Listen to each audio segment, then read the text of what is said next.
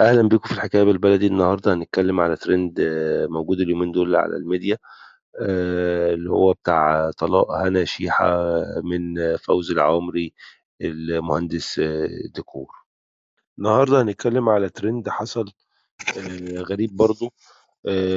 الفنانة هنا شيحة، طلع واحد اسمه فوزي العمري، هو راجل مهندس ديكور.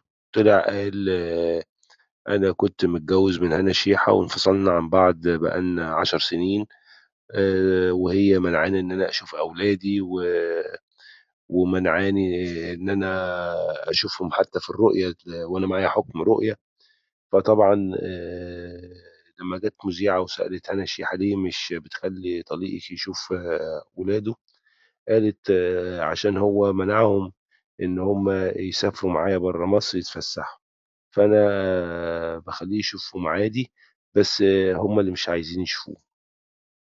طلع هو برضه في حديث تلفزيوني اخر وقال لا، ده هم كانوا عايزين يعيشوا معايا، وهم الولاد حابيني، الولدين حابيني. هو على فكرة مخلف منها ولدين.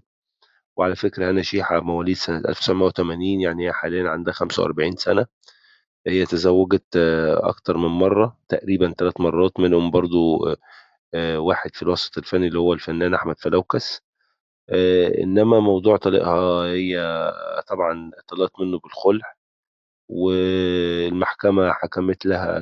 هي على لسان أنا شيحة قالت المحكمة حكمت لي ب2000 جنيه، إنما هو استأنف والحكم خفف ل1400 جنيه نفقة للأولاد.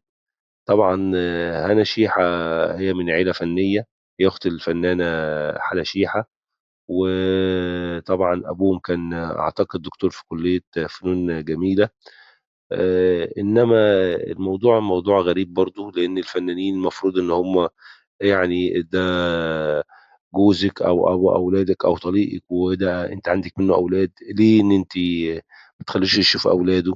خصوصا إن أنت طبعا متعلمة ومثقفة وفاهمة إن ده حرام، وربنا يهدي. وده كان موقف برضو غريب وعامل ترند، فقلنا لازم نتكلم عنه. وشكرا على المتابعة.